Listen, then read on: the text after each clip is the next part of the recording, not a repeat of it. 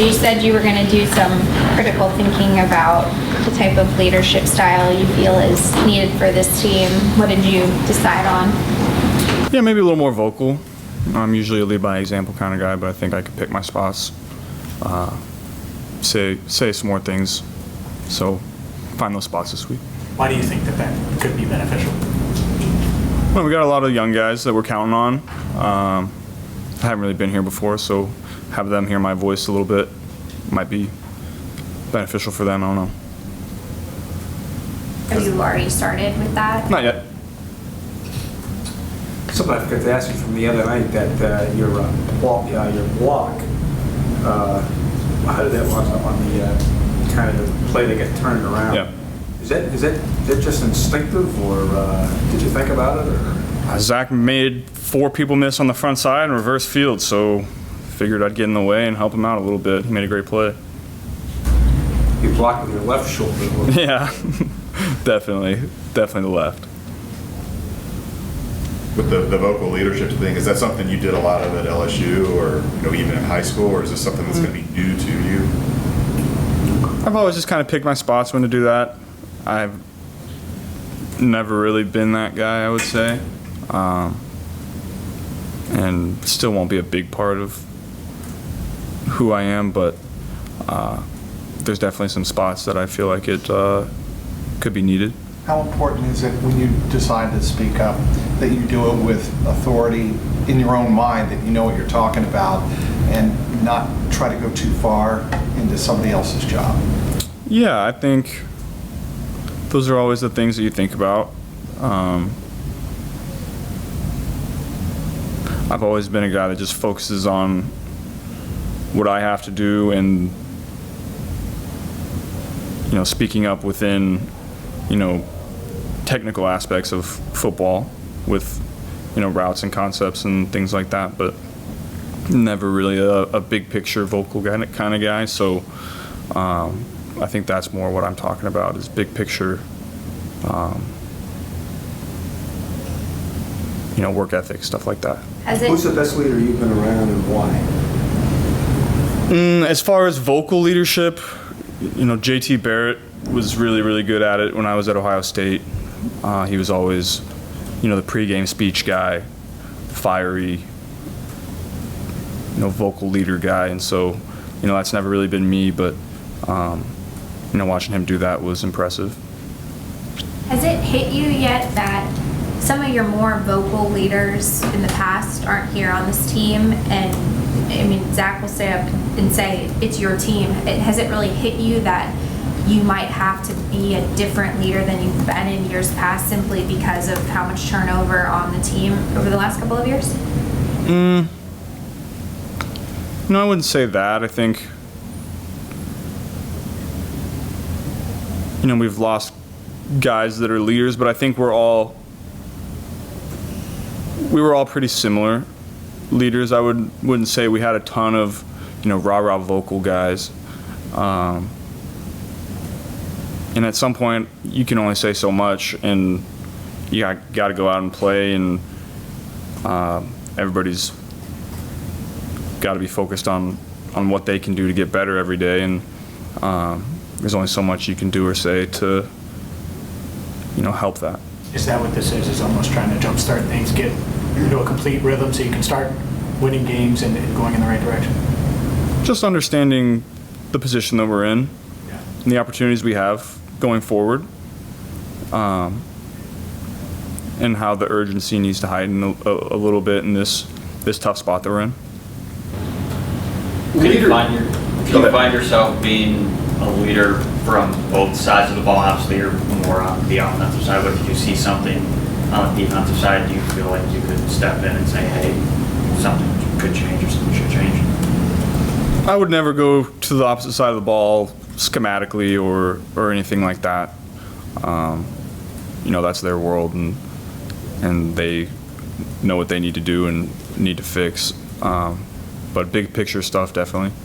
Leadership can be like a vague term or concept, right? Because you look at scheme things and it's either it succeeded or it didn't. Leadership is more of an idealistic what is leadership to you? Like, what does that look like to you, and how far, as a concept, like in itself, can that take a team by itself? I mean, I think leadership is just, at the heart of it, is focusing on what you have to do and doing it really well, and letting that rub off on the people around you. And you know, you just have to be yourself. People see through it if you're not, and so I've kind of always taken that to heart and just been myself, worked really hard, and picked my spots to say things here and there.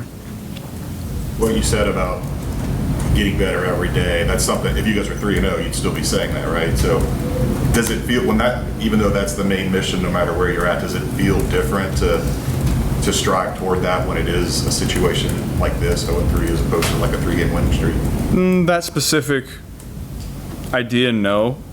You know, I would still be treating practice the same way and focusing on what I can do to get better. I would say, you know, moods are a little different, and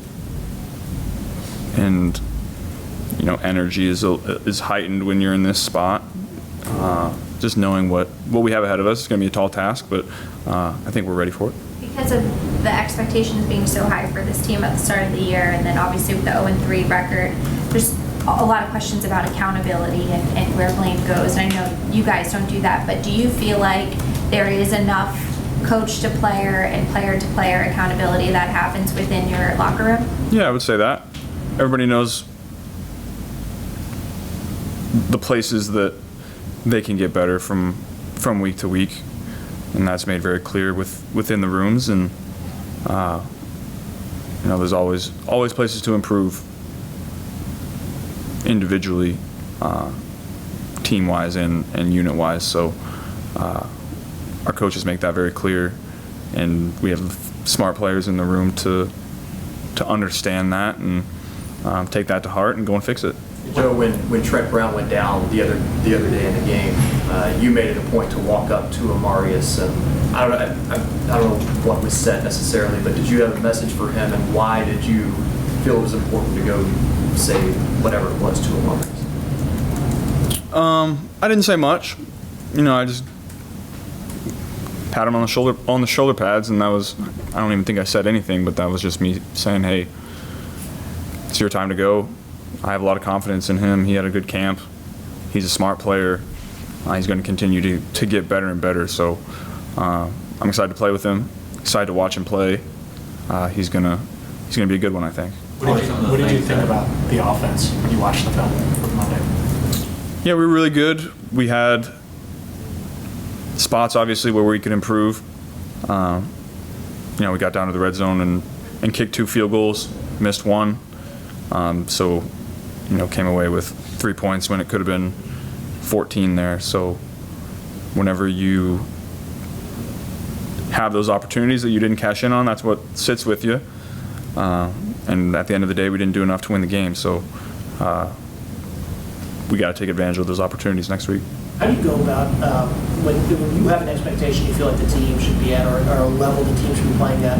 How do you go about expressing that throughout the course of the season or a week or whatever? When you feel like it's not being hit, how do you go about kind of delivering that? Is that something you do? Like, how does that work? It depends on the situation, and I think there's a lot that goes into it. You know, for the most part, I trust our coaches to say the things that need to be said to individuals and to the group, and pick my spots. Have you sensed any red flags in the 3 weeks leading up to these 3 games that made you think we're not where we need to be going into the game? No, I felt good going into the game. I felt really good about the game plans. And, you know, obviously hasn't worked out great on Sundays. So we just got to be better at executing in those moments. And when the opportunity presents itself to go and win the game, we have to go and seize that opportunity. We can't just let it pass by, and then we've let it pass by for 3 weeks now. T had only 3 catches for 39 yards. Do you chalk that up to him just getting back into the swing of things, or how do you get him going on a higher level? T's gonna be productive in our offense. I'm not, every week somebody's going to touch the ball a lot, and it might be different every week, just depending on what we're seeing and how teams are playing us. So T knows his role. He's going to play a big part this whole year, and I'm going to continue to get him the ball in the looks that tell me to throw the ball to T. And I don't go into a game thinking, I got to get T touches, I got to get Jamar touches, I got to get Eric All touches. Just see how I just read it out and throw the ball where the defense is supposed to tell me to throw it, based on our discussions and our reads on the concepts throughout the week. How do you think 2 tight ends has fit you guys so well this year? We got the guys to do it. I think we're going to continue to build on that package. We feel really good about our tight ends. They've been playing really well for us, so we're going to continue to expand that package and keep getting them touches. They're going to continue to be productive. First experience of it with T and Jamar outside of 2 tight ends, did that feel like something, like you said, that you can expand on, that feels like it could bubble up to be a real weapon, specifically when you got those 2 guys together for the first time? Yeah, I think so. I think every team shows you different looks in 12 personnel. And some weeks you think you can take advantage of that, and some weeks you might not. And so, week to week it might vary, but we do feel really good about those personnel packages. What are some of the things that stick out to you when you look at Carolina on tape? They're really solid. They play their scheme well. You can tell they're well coached. Their corners are aggressive and they play really hard, and they're stout inside. So, it'll be a challenge for us, but we're excited for the opportunity. I'd like to see what Andy Dalton did this past week and to see him still in the league doing his thing. Yeah, it feels like every time he gets his opportunity, he goes and takes advantage of it. So, credit to him for that. But hopefully not this week. Coming out of halftime Monday night, and then Washington goes down and scores, and it's pretty much do or die for you guys, and you go touchdown, touchdown, touchdown. Is the urgency in that 90-minute window comparable at all to what you guys feel this week and getting ready for this game, which may or may not, I don't know how you feel about it, must-win type of game? Yeah, I think, you go into every game and you got to feel it out early, see what kind of game it's going to be. It turned pretty quickly into a game where we're going to have to go and score touchdowns on every drive, and that's, after 2 drives in the first half, that's what we did. We just got to do that earlier, go get in the end zone early again, keep putting points on the board, and that urgency is going to be really high every week.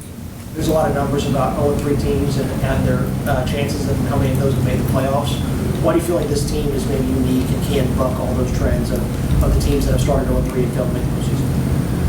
The postseason is the furthest thing from my mind right now. We had a good day today. We just got to get a win on Sunday, and then we'll go from there. Any thoughts on seeing Jake and Clowney this Sunday? Feels like we play him every new team every year, and he's always on the schedule. Sometimes we're playing him twice. He's been productive for a long time. He's a dynamic pass rusher that you always have to be aware of. So it'll be a challenge for our guys. And you personally, obviously, given what happened last year when he hit you. What happened last year? Oh, he's the one that hit me when I got hurt? Oh. Yeah, I didn't forgot that. It's he's going to get back there. You're going to take some hits from him. That's football.